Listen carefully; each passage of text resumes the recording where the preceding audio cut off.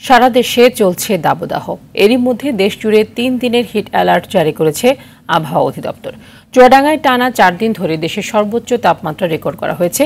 এই জেলায় দিন ও রাতের তাপমাত্রা খুব বেশি পার্থক্য না থাকায় অতিষ্ঠ হয়ে উঠেছে জনজীবন।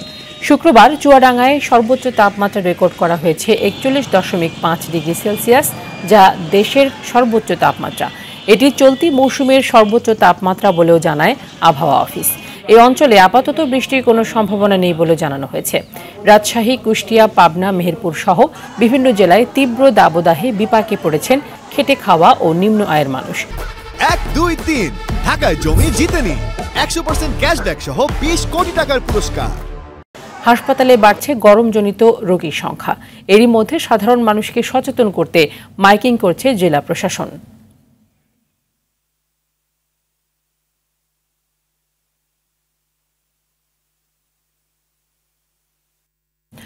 দর্শক, কয়েকদিন ধরে বয়ে চলা তীব্র দাবদাহে বিপর্যস্ত চুয়াডাঙ্গার জনজীবন। সেখানকার পরিস্থিতি জানাতে আমাদের সাথে সরাসরি যুক্ত হচ্ছেন সহকর্মী জহির রায়হান।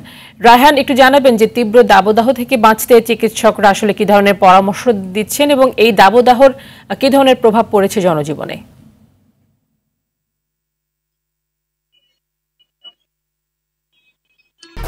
১, ২, ৩ ঢাকায় জমি জিতে নিন ১০০% ক্যাশব্যাক সহ ২০ কোটি টাকার পুরস্কার।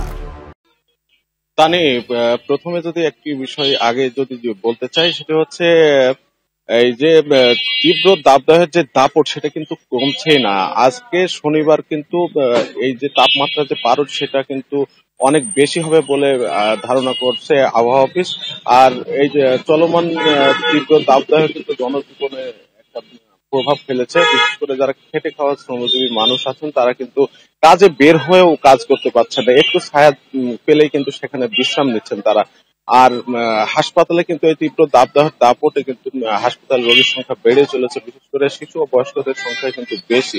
আমরা দেখেছি চুয়াডাঙ্গা সদর হাসপাতাল সহ যে উপজেলা স্বাস্থ্য কমপ্লেক্সে শিশুদের যে শয্যা, সেই শয্যার তুলনায় কিন্তু বেশি রোগী আমরা দেখেছি, লক্ষ্য করেছে। এক্ষেত্রে চিকিৎসকরা যে পরামর্শ দিচ্ছেন, যারা অভিভাবক আছেন, অভিভাবকদের বাড়তি সতর্কতা অবলম্বনের পরামর্শ দিচ্ছেন। আর এই তীব্র দাবদাহের কিন্তু কারণে কিন্তু হিট স্ট্রোকের যে ঝুঁকি, সেটা কিন্তু অনেক বেশি। এক্ষেত্রে বয়স্কদের ক্ষেত্রে কিন্তু বাড়তি সতর্কতার কথা বলা হচ্ছে। আর এই গত টানা ৪ দিন কিন্তু দেশের সর্বোচ্চ তাপমাত্রা চুয়াডাঙ্গা জেলায় রেকর্ড করা হয়েছে। এক্ষেত্রে কিন্তু আমরা দেখেছি যে গতকালকে যদি তথ্য আমরা একটু বলি, সেটা হচ্ছে গতকাল বিকেল ৩টায় ৪১.৩ ডিগ্রি সেলসিয়াস তাপমাত্রা রেকর্ড করা হয়েছিল, যা কিন্তু সন্ধ্যায় কিন্তু ৪১.৫ ডিগ্রি সেলসিয়াস তাপমাত্রা রেকর্ড করে আবহাওয়া অফিস। তো চুয়াডাঙ্গা থেকে এই ছিল চুয়াডাঙ্গা থেকে আমার কাছে সর্বশেষ। ধন্যবাদ আপনাকে।